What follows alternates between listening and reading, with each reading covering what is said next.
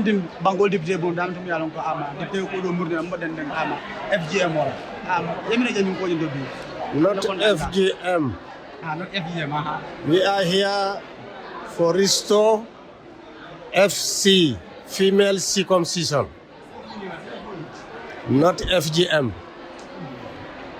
Okay, yeah, Imam. Okay. You mean it's not FGM, that means female genital mutilation, but the circumcision aspect. Can you tell the difference between the female genital mutilation and, of course, female circumcision? Female genital mutilation is to cut the private part, some of the private part of the genital, female genital. Circumcision is related to the clitoris, not the genital part. Okay? So this is the difference. We are advised to take a piece of skin, small piece of skin from the clitoris. And Dr. Jack Fall has emphasized that if you do as according to Sharia, no harmful there. The blood comes out. This operation, it drops as if your finger so amé gañ ci sa baram deret bi du tour da fay drop ci su fekkone so demé garage moto garage am nga fita am nga ñeneen yi nga xam ni seen liggéey dañu ute ñun ñëpp jullit lañu ñu bari ñi faat mbir mi jullit lañu mu ne ka kele musulman la yeah. Those who are fighting it, they are Muslims, but we are not equal in Islamic knowledge, as we are not equal in English knowledge. That's very right. Yeah, Imam. Okay. A lot of people have said this, that the Gambia, since it's not an Islamic state, it's all the same. Exactly.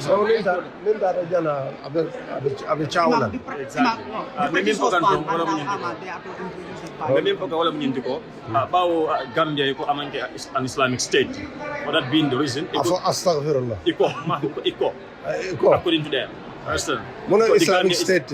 Exactly. Islamic state. They need to differentiate the people because you are talking about Muslim because Muslim will be in Kerekam. So we are member. I know. We are member. I know. In OIC. OIC is Organization of Islamic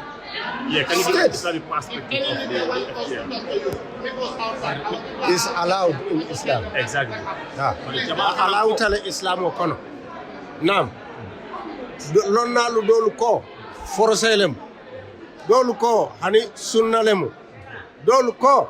adatale. Anje foroseti je. Sanji ma jelum bijang. Mo forosala. We witnessed the first reading of the bill brought forward. What do you guys have to say? Well, it's disappointing from us as an organization who has been over the decade trying to protect the rights of women and children. And we are hopeful that, this bill won't be passed. And it's important as a country that we, put the issue of FGM, away from religion. I know there has been a lot of debate that, it's something that has been, recommended in some hadith. But at the end of the day, I think what is important is, even if this is a culture that was being practiced so many years, whether religion or tradition, what are the medical implications? I think that is what we need to think about as a country. Because these young girls that you see here today, maybe the repercussions won't be today, but when they get into marriage or when they, start having kids, these are some of the complications that they have. And I think there's enough medical evidence to that effect. And I believe, this is not a fight against Islam. Islam is a religion of peace. It's a religion of not doing any harm. So even if this is something that has been practiced over 100 years ago, and it's now been detected that it's causing harm, I think, people who are advocating for this should be the first people to have a stop to it. And I think as a country, that is what we need to think about. And I'm sure that the National Assembly members, would look at this and, look at it critically and not just, take it, this is a fight against Islam. It's definitely not a fight against Islam. And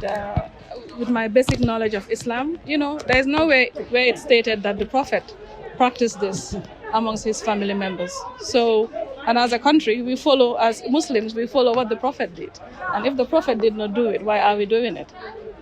So I think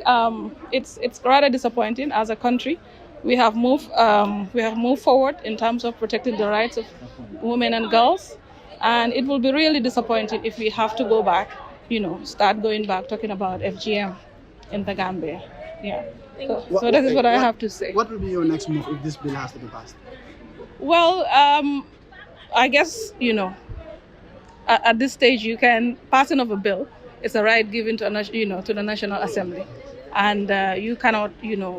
stop them from doing it. But there are other rights that are also provided in the Constitution. And if it has to do with the implementation, if there's any legal avenue that we can take to stop the implementation, we will take it. Yeah. Thank you. Thank you. Momo bantambilta alla dino nyato ala meta tula koma ala dino e tambi ala nga duwa moli e menu benna dino fasakan adu men fala gambian koli wole mal yajele ala dibite wala carte faye tata di si dibite bungoto wala nyim bilo sambane kal la nyim balu nengo be tula wala jang dibite dolu be jang wali wole fo wala alhamdulillah rabbil alamin dibite wala be mul men yalon koy lo tan koma ibenna dino fasakan nin carte fay ko ta sita ali be carte fali woli men man sonna dino fasal ali wol bay ibe bonna dibite bunko jammu mi sahi jammu manke kafiri bankuti kafirol yeya mara nga bokono colonisation o bantale say ali ya jele kafirol la banko kan ison jela moli fengol bekeji men no jawiyata kamuso sama nyakaruti ibe sonni ngala moni nin soka kele ali nyakaji kafirol ya moni nin soka kele fembu ka foji molu ke fa uperi yebo ke yato eta musiyato fembu ka foji wala dangerous take tambi ka mo sama nyaka gambia jang kabirin tol mamolula momolula ngatere be kata wulo kon fenna mananke mola hani fenna mananke mola molu ka fa tingo to tanoto mo jelle fara nyina ala fo yo findindi ani mo jelle fara nyakato yo findindi al ngakata ngalo ala fe ala mala yal bambandal suntu ngay bambam ali karang ali alla dino tanka momo nabe dino kelalan taala kuto membe dino kelal dino noma ali bulaw noma ala mala ya sonia sallallahu baraka ala nabina muhammad wa alihi wasallam imam kana so ko madantam fo yo assalamu alaikum wa rahmatullahi wa barakatuh nga gambia muslime kendol be konton ali nyim mol min beje janto momoron dimbe jang abota regional to gambia la regional beto député tallulu nin saba carte fayta wole wo député tallulu nin sabo nim mo kemele carte fayye mo tan kononto be mu muslimo let amanke ko tolle ba fututa gambia dingo beti barin tolla muslime ay min fonye wole mu kanyaton ko bunya ka horoma kabulano ma dama amenyori ala soki kuo kan barna na député yake député o député foy mu nominated member foy mu elected member gambia no la muslimo le sindi nyim banko kan ni nominate tale président o mi ye tombon aye nominate gambia dingo le carte fay wo président o muslime ya man nanin fitna la ntolla kumandiro a soneata bake nko luwa kurungo ay bondin nak banko la maral kangoto min lafita adingo sambala aya samba salamun kaula min mallafa adingo sambala aya tuwa bulo kono period nte ko mu muslimo lati ite ko mu secularist lati I believe that secularism, you want me to believe in that secularism? I am not going to accept it. I am not going to accept it. National Assembly members, They are representative of the people. They have to speak on the voice of the people. If any National Assembly member did not speak for the voice of the people, we will remove you for that seat. Period. Sontola banko ngalon nako Gambia Muslimolu nalika min foko democracy mola sialed majority carries the vote inata le nata alkitiyate ana libero fa mata sal benyo sono fage bamad musgeba ali musgeba ala so na loja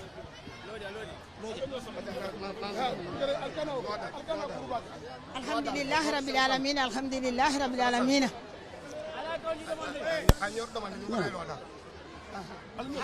mbe misilmol be kontonna mbe imam fati kontonna mba kontonna kontondi nyaaja min sa alona kon sa fay ko imam fati num bare folo kata be lorin abe dino fasala abe musol fasala abe misilmol fasala wata Allah taala subhanahu miya allondo palasoto alama ale misilmo be ndo palasoto akamin do kuban ko kan alama ale ya jwala alma Allah taala maso sin naso nakanta ay nasu tura man sila fenna kanna taram fata jambi fata na dino laka hannim fata jambi fata na dino laka talam bil kisilati talinde malo si ko ndo strajel bari malo fay fanan ila siyo wucho nyin kono yaajele ni mol sambe ka fa e mo jele même fa nyakaro tay même fa ka di ka fa ka mol fa ayo afa ila jahiliya yefa bani momu jahilot abukala fenna abukala tusi Allahu akbar ha bande dulata alalla mini fate ile ibanyel min fate ile ifanyel min fate ile woto ni momi malla alale salon ko te malla fenna ko nana mo jele men samba ko yamado ko ndo tay afa nene maje dot bande fa ngajele miliano ko manta ko yando ndefa ngol jele miliano ko be ngaybeta ingaybeta woto alhamdulillah rabbil alamin imam alama ale jo ha baraka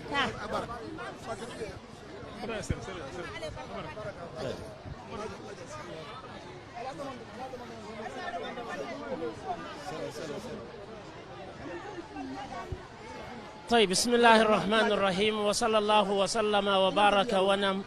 على عبد الله ورسوله محمد وعلى آله وصحبه وسلم بمول بيتنتلا بجايلا نالتلا تنتوكولا كسلالا كيلاما صلى الله عليه وسلم بالمامي أنالا دو أفيمول بيتنتلا بجايلا إمام نمكو باتي arab karandingol banko kan molu mennu la fahmo dasata fi siyasa e ka molu ne ka foko misilimo manyandu na siyasa to molu sotota yente fa raddu ka foko ngo carte fayo bun baznyol ko sel albani nyol kata usaymin nyol ye fatwa kala ko adatale e kon kafiriyata ibe bonde kam manhajoka na ya taranun ko nyinte almame nyol te jam men yedino faham fa danta yim tubab karandingol damala aliyamune miraje bari mbe men fole sa kala mutako aliyela motoje men inanata dalasi million fula wili keme sei gambia kodo santa wolela dalasi million fula wili keme sei moto tallulo anin sei gambia dingol la wolle asima mo tallulu mo saba banku molle carte o faye ye be sindi mo lulu mansala sembo luwa men kadi wolle wol sindi mawwalu man femba foje bar mortalul nin sabo men banku dingol la nyantole adila walle atinna foka moto borindi million fula wili kamesey ni wal molu mo kemelati mo tankonon to anil lulo be ibe ka menke kane niyokuyandi ni niyokuyandi mbe ala danila ya ala sembo itandi nyela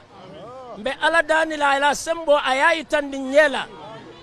imam tubabol be tubabdu kela keya be bondije yelma musuyato falima wolo tubabol be tubabudu kela musiya bondi ye balo penku ye bo sunjoli be ye fa ye kekewoti inanata jela mo kilina idiya mola gambia nol yetere kalama bara nyinka kawa ku ya bake dindi wol men mantambe sanje tannani la kewol ni musol to katasi e ka foko nanyi mu ada kurungoleti gambia kebalum bal danila nin dipte wa dipte a faylungo sita même man sonna fayla momo ya danka akana la moto borindino ala ya nyaabe tay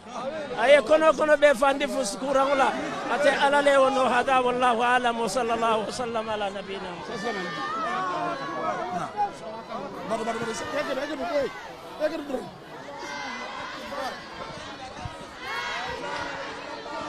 yo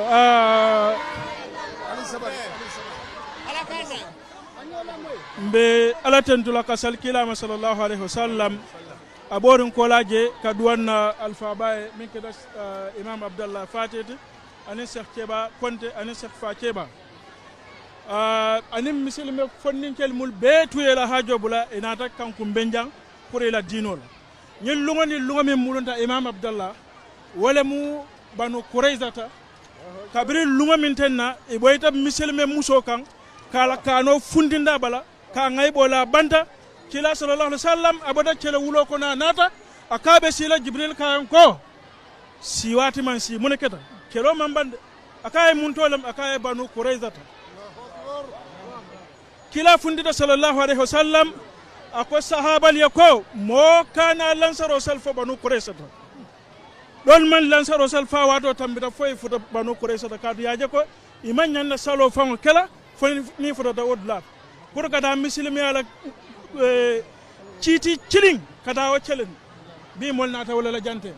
nim mo nata wala jante fa ke ba nata imam abdullah fati nata mo ka je kate o bondi manhajo kono le o ma fansum manhajo leti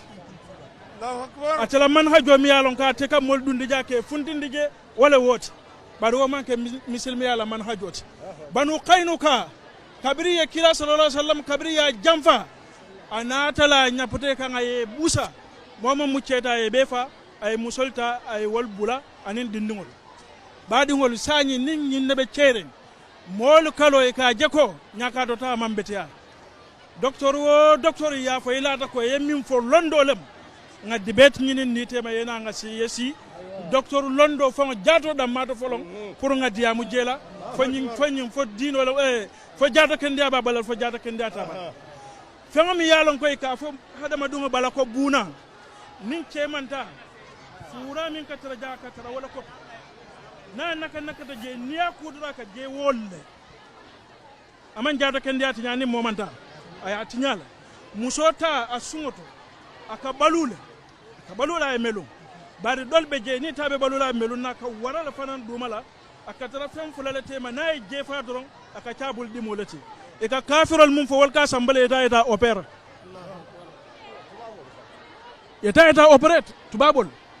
dolbe je ni tambelunta o ton ni wala katare buli ka mun duma e pour nyin kamala ka mo signo dum fengol ngay bela tambita wala kodo min be kafirol bulu pour ye fan sambano i wo nyaka to tabalo wo koditentel bulu pour ngam mol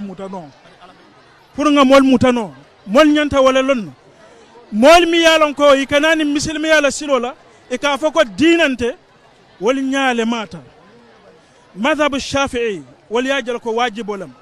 al ahnaf wal hanabila wal yajal ko sunnolam al malikiyya wal fana yajako sunnolam ceya wajibolam ceya sunno mum musoya mazhab kilintije mutlakan mu yalon ka ay tande ko nyim manke dinot mazhabol be ay tande ko fen sariya yande rongolam sariyan citi jomalem fo wajibolem ba fo sunnolem ba fo mustahabolem ba e walita jent mbenna kumo kum fala minna akanyanta kila sallallahu alaihi wasallam nako nim idha jalasa baina shu'abiha al-arba'a وجهدها ومس الختان فقد وجب الغسل الختان ومفاعل لتي الختان ومفعول لتي هيب ساني جمالكو مسوت بكتا أنا فنانين كلاكو 5 من الفطرة وسيمبو مسول دابا جيلا فاي داما بجي kena ko do telier musol dabata je fay dama mbaje tay bi be da bon le wala ko no tato nyaadil dalila tebul ala baraka ba imam ba sorona kalima me na ba soron yan se duwa yo ala barka bake ka mol be ten to ke jayi lahada abeda yo ala barka bake me media mol ten to ke jayi bake ila finde kanani ko ka itande duniya la kaji ko nyinen gambien la voice amanje ko sungure din dan dangol men nato jallo kun tambila ilo tab kol men yefanna talita e ka sen duniya kaje ko gambien la voice mo le do manke toñade gambien la yeje nyinam gambien LRR CRR North Bank BCC KMC Wesco sa bele be jankew hol nation abele be ja dibitel be danila yeni loi bondina loi to ndol lengi keje lafta nyinela gambien en fait parce que muslimo le muslimo lafta menna wala ngake option de nimmel lafta yake nimmel lafta yatuje so ya akata yake wanyama mbe duwala nanya alfa ba imam almala nyo finansiya alfa to mal dina alfa mbe kumandira ondi ettini be mabe ja sun karo kono bari ngakata ngana dino fasa bisiyo nin kumfa me yat ne mela dino fasa o bisiyo no kumfa o manki kumfa nyanta ngakata ngana dino fasa ala bar imam e duwa ngade ne fa barakallahu fikum sa albe baraka momo nata jang bata so do be masala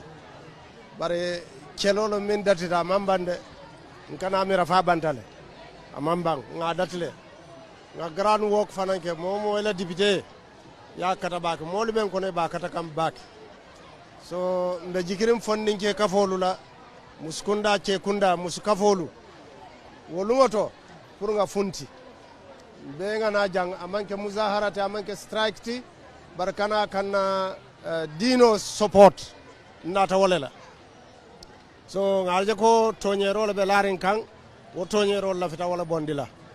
ntel mammo la tora nyinin bar malla fi député si jam fanay kana jang pour kan sorong kam balu sorong kam falu sorong kam mamolu sorong kam binkolu sorong momo mansonna la wolung nga pare campagne la tundola momo nata aya agents nga pare campagne la tundola kaje ko ale min ki député bungoto wobe parere ne kalu sorong wota ala bondi jale do kije o islamo fa salet so mol sa kalamuta o nyama to babol ya kalamuta ko tel dino la munyinti so natar dino tel do ta finti labi alhamdulillah rabbil alamin otombe ala tentu la bake nyin ka fo mi yalon ka funti ta jambi dimmu solu nin dinkewlu to albe ya baraka alamar ala nalbe jo kayrala wa sallallahu ala nabina muhammadin wa alihi wa sahbihi ajma'in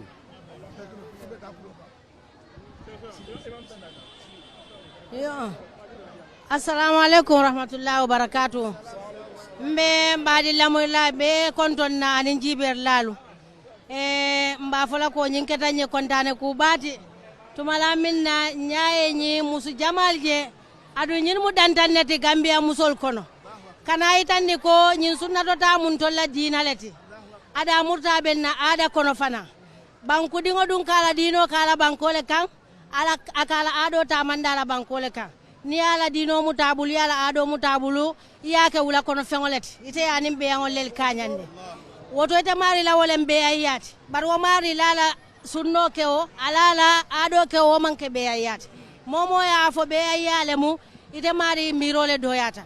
i hakilole doyata adi malon ko ibe makamo minto iman sele faye yefutaje mollel ye selendije woto mbe na wosi kango dila dibitel bela kaje ko nyin ko mu kene balete itollel yatandi nako itolle kasinna banko luwa kuntu ni ko menna yes wala kake yes ni ko menna no wala kake not ifangol lel landi wala woto sanyi mbe challenge kaitandila ko mome yadi ngosamba sunnoto wala la fita musolla kairo la bang fo momen nata purukan na sate o be sorong baydi ko nim musu moye muso sambe ba soronnal e dinni ngo wululal sorong e sate o sorom kantun sate sorong lam akata min na sate o to me ya kala mute man ta report amunde kambula nyona fiki yala fangola ala fo yen tujen tol mukilinat ntolle mbakilin fakilin ntolle ka futu nyoye ntolle ka nyobade ala fo kanan kuyande takbir takbir tahlil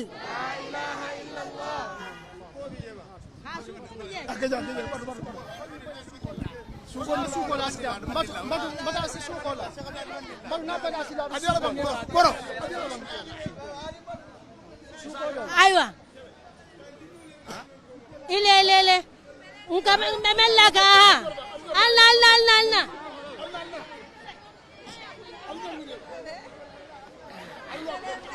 Allah aywa Allah alkana kambenna musukundala ngaibola alafu alkana kambenna musukundala ngaibola sunno kelo fenyino kamate mo watila sunno kelo fenyino kamate mo watila sunno kelo fenyino kamate mo watila sunno kelo fenyino kamate mo watila sunno kelo fenyino kamate mo watila sunno kelo fenyino kamate mo watila musudube kumbola nyinkawe lumanyala musudube kumbola nyinkawe lumanyala nyindanka to dinnu dina kelote mo watila nyindanka to dinnu dina kelote mo watila nyindanka to dinnu dina kelote mo watila nyindanka to dinnu dina kelote mo watila tundo musobe wosi kan fo dipitelie tundo musobe wosi kan fo dipitelie Gambia muslimolu jamfata litol watila Gambia muslimolu jamfata Gambia muslimolu jamfata litol watila Gambia muslimolu jamfata litol watila yundumula alifalu alna kuma abullaye ngata kama moy solo yundumula alifalu alna kuma abullaye yundumula alifalu alna kuma abullaye banko musobela alifaro temo watila banko musobela alifaro temo watila banko musobela alifaro temo watila banko musobela alifaro temo watila almandolo nindolo minnake kawyoti almandolo nindolo minnake kawyoti almandolo nindolo minnake bandioti almandolo nindolo minnake bandioti mero e dindingolu sunne ba hakona pula mero e dindingolu sunne ba hakona pula mero la dindingolu sunno e ba hakona pula mero la dindingolu sunne ba hakona pula mero la dindingolu sunno e ba hakona pula mero la dindingolu sunne ba hakona pula anga kanya ndiamla dole takbir